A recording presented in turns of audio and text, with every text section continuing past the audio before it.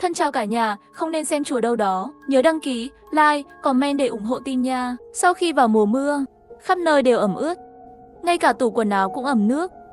3 ngày trước, tôi thức dậy vào giữa đêm để đi vệ sinh. Đột nhiên phát hiện cuối giường có bóng người. Tóc màu trắng. Khuôn mặt này đang nhìn thẳng vào tôi. Tôi hoảng sợ nhảy dựng lên, nhắm mắt lại và hét lên. Người chồng ngủ bên cạnh nhanh chóng bật đèn lên. Lo lắng hỏi Phú Quý. Có chuyện gì vậy? Có người. Tôi run rẩy, chỉ vào bức tường trắng đối diện. Bây giờ nó trống rỗng.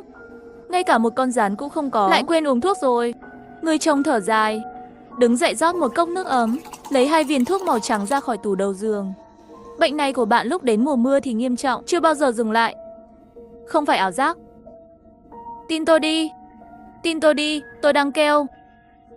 Cố gắng bình tĩnh lại. Mặc dù mỗi lỗ chân lông đều lạnh lẽo, nhưng tôi biết rõ, lúc này không thể biểu hiện sợ hãi quá mức. Nếu không anh ấy sẽ nghĩ tôi bị bệnh. Phải, tôi là một bệnh nhân tâm thần. Chồng tôi đã biết trước khi kết hôn, lý do anh ấy sẵn sàng kết hôn với một bệnh nhân là vì nhà tôi giàu có. Tôi ngồi trong phòng khách xem tivi, nghe thấy chồng tôi gọi cho bố tôi. Tối qua Phú Quý lại bị bệnh. Hú. Khóe miệng tôi nở một nụ cười vừa bất đắc dĩ vừa xấu hổ. Tôi lặng lẽ đi vào nhà vệ sinh, 2 viên thuốc giấu trong túi áo ngủ. Xả vào nhà vệ sinh, chồng tôi không tin những gì tôi nói.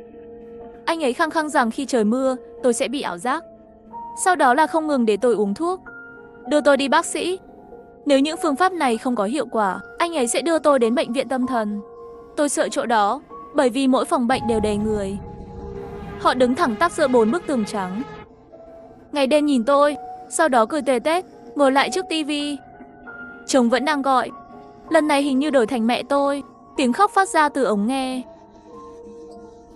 Khó chịu. Chồng tôi thì thầm an ủi, nói rằng anh ấy sẽ chăm sóc tốt cho tôi, để mẹ yên tâm. Cái gọi là chăm sóc của anh ấy không phải là cho tôi uống thuốc sao? Tôi không muốn uống thuốc. Tôi muốn chứng minh bên trong tường có người.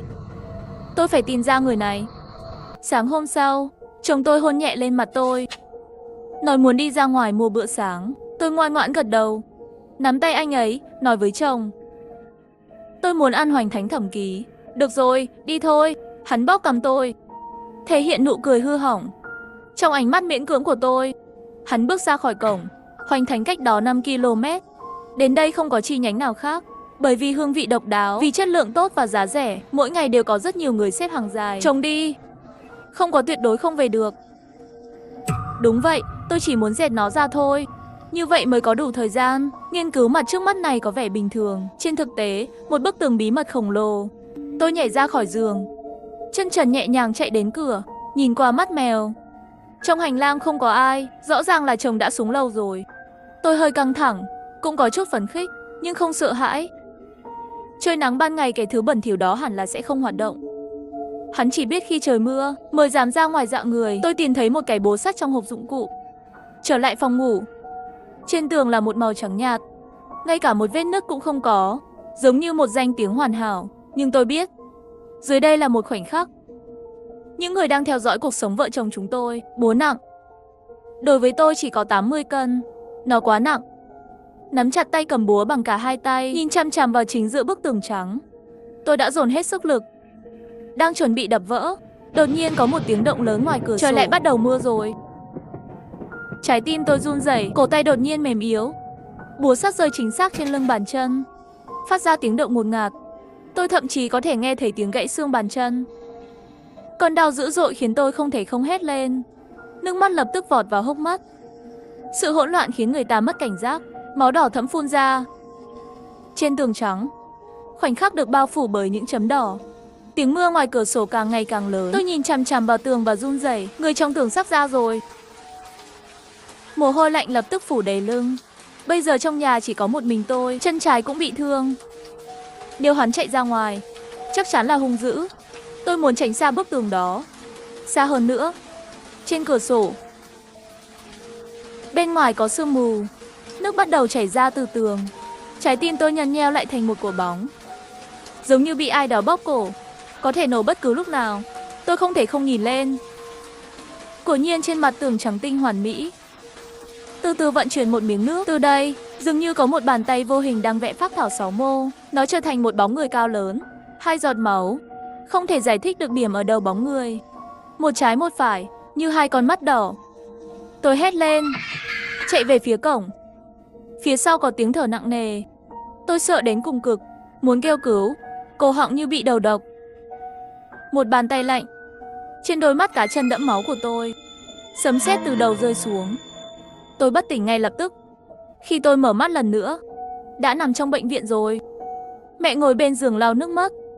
Bố đứng bên cửa sổ thở dài. Chồng thì thầm với bác sĩ. Cô ta có xu hướng tự làm hại bản thân. Có phải nhập viện không? Hay chưa tự hại đã kích thích thần kinh của tôi? Tôi ngồi dậy và hét lên không. Tôi không ở bệnh viện, là tai nạn, không phải tự hại. Không phải, mẹ vội vàng xoa dịu tôi. Đừng nháy mắt với chồng tôi nữa. Đừng nói nữa. Phú Quý. Không sao đâu, tôi nắm chặt tay mẹ tôi nói mẹ ơi. Mẹ phải tin con, có người ở trong tường, thật sự có người. Hôm nay con sẽ tìm ra nó. Cho nên mới cầm búa xác định đập tường. Không ngờ trời lại mưa. Hắn ra rồi, nghe con nói đi. Mẹ không nhịn được lại khóc lên, trông như bố ông già. Nếu không đập vỡ tường xem còn chưa đợi bố nói chuyện. Người chồng vội vã đi tới. Hắn nhìn tôi, mặt tiểu tụy, mẹ. Tại sao mẹ cũng bối rối, vợ nghe lời. Chỉ cần ngoan ngoãn uống thuốc, sẽ không còn ảo giác nữa. Uống thuốc? Hắn biết cho tôi uống thuốc. Tôi không muốn uống thuốc. Tôi hét lên và kéo tóc. Sao không ai tin? Tại sao tôi không bị bệnh? Kẻ điên là họ. Một vài y tá xông vào. Là một người nhà đi ra ngoài. Tôi giống như một con cá ra khỏi nước, bị đè chết trên giường bệnh khô cằn. Miệng mở và nhắm lại, đảo mắt trắng, sắp hết hơi rồi. Làm ơn nhẹ một chút. Giọng nói của ông sẽ chui qua khe cửa. Đầy đau lòng. Để chứng minh sự thật của chuyện này, tôi quyết định giả vờ vâng lời. Trong 3 ngày ở bệnh viện, điều trị mỗi ngày, thậm chí ngày cuối cùng còn vô tình nhắc đến. Chính mình của thật thường xuyên xuất hiện ảo giác. Kể từ khi uống thuốc đúng giờ, tốt hơn rồi. Mọi người quả nhiên bị kỹ năng diễn xuất tuyệt vời của tôi lừa rồi. Chồng tôi tích cực giúp tôi làm thủ tục xuất viện. Còn đặc biệt mua một bó hoa diên vĩ màu tím. Hương vị của hoa ngọt. Tôi không thể không buồn nôn. Thậm chí kinh tởm. Bố bảo tôi về nhà vài ngày. Chồng cũng nói về đi. Có bố mẹ chăm sóc tôi cũng yên tâm. Chồng tôi chưa bao giờ thích tôi về nhà mẹ đẻ. Nghe nói, điều này sẽ khiến anh ta có cảm giác bị áp bức bởi con rể đến nhà. Không biết lần này nghĩ thế nào nữa. Tôi chỉ bận nói chồng. Tôi không nỡ bỏ bạn, cố tình tỏ ra nhảy nhụa trước mặt bố mẹ. Quay lại có họ theo dõi sát sao 24 giờ. Làm sao tôi có thể điều tra được? Chồng tôi xoa tóc tôi. Cười nói vậy thì không làm phiền bố mẹ nữa. Con đưa Phú Quý về nhà. Tôi nghe được. Trong giọng nói bất đắc dĩ của hắn, với một chút tự trọng. Tiếp theo tôi sẽ bắt đầu kế hoạch của mình. Nhà chồng tôi điều kiện rất bình thường. Hắn từng làm bảo vệ cho công ty của bố tôi. Khi cưới tôi, mới mua nhà cũ nhỏ của vợ. Hắn không muốn để cho người khác nói mình. Từ chối của hồi môn hậu hĩnh của nhà tôi, đưa tôi đến phòng cưới này. Là một cặp vợ chồng bình đẳng và yêu thương. Bây giờ tôi nghi ngờ nhà này có vấn đề. Với thu nhập của chồng tôi, không thể mua nhà trong thời gian ngắn. Cho dù là 30% trả trước, cũng là trần nhà mà hắn không thể với tới. Khi mới kết hôn, tôi đã hỏi mấy lần nhà bao nhiêu tiền. Tất cả đều bị anh ấy mơ hồ lừa dối. Mỗi lần nhắc đến vấn đề này, chồng tôi đặt tôi lên giường. Trước mắt dần dần bối rối, da bắt đầu tê cứng. Tôi như một chiếc thuyền nhỏ, đập lên xuống trong sóng dữ dội. Chỉ có thể bám chặt vào.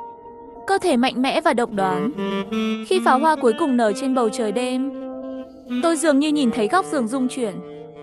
Một người đàn ông đứng, đang sắc mặt tái nhợt nhìn chằm chằm hai chúng tôi ngày hôm sau. Tôi đội một chiếc mũ rơm rộng và kính râm phóng đại. Mặc một chiếc váy màu đỏ lửa. Thanh lịch, bước vào một đại lý bất động sản xa nhà hơn một chút. Lý do không chọn trung gian ở cổng cộng đồng. Sợ có người quen sẽ nhận ra tôi. Người đẹp, xin hỏi có muốn đặt không?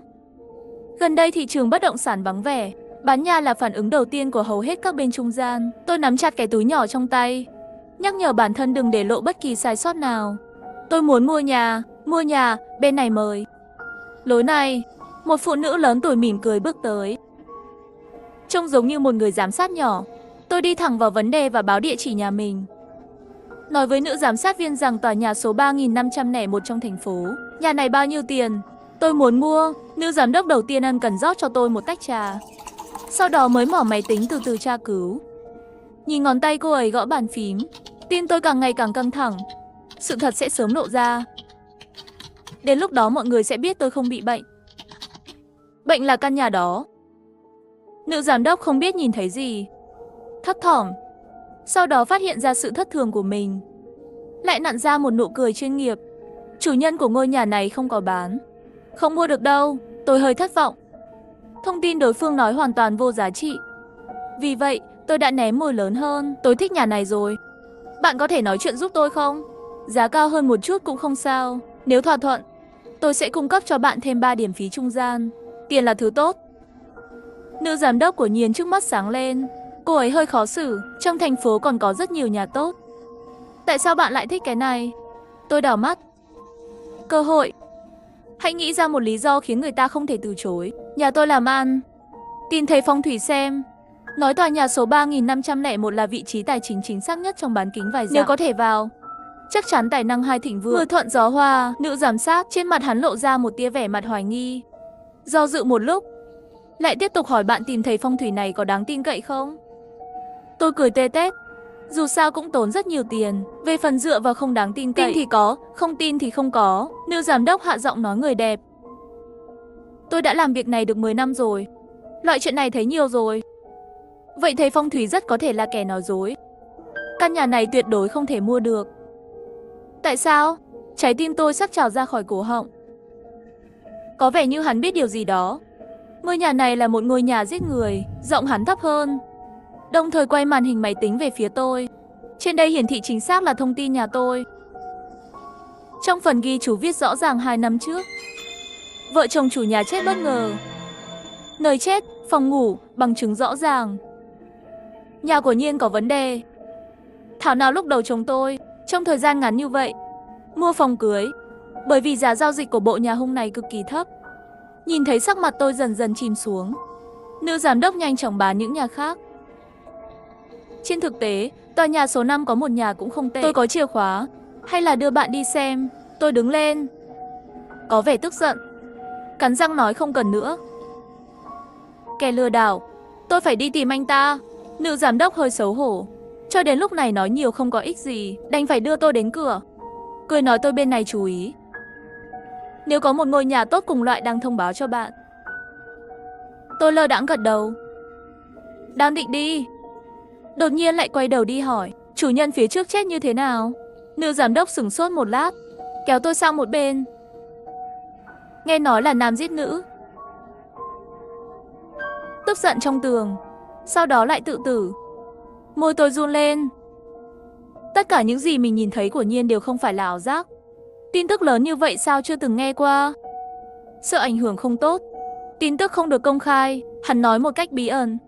Những người làm nghề của chúng tôi đều biết. Đúng rồi, sau này người mua nhà cũng đủ can đảm, không hề sợ hãi. Bạn đã gặp chủ nhà hiện tại chưa? Tôi nâng kính râm lên. Tôi sợ bị nhận ra.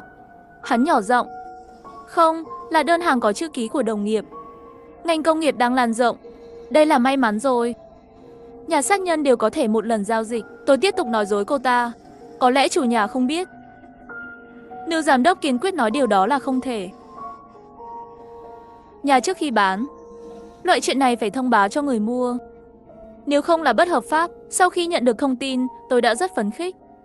Thi thể không còn nữa, nhưng chắc chắn có thứ gì đó còn sót lại trong bức tường đó.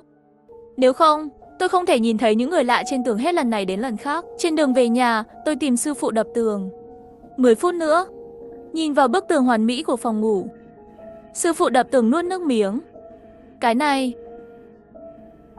thật sự muốn đập sao? Tôi mặt không biểu cảm nói đập. Tiếng động lớn, sàn nhà rung chuyển. Tôi nhìn chằm chằm vào chiếc búa sắt nặng nề.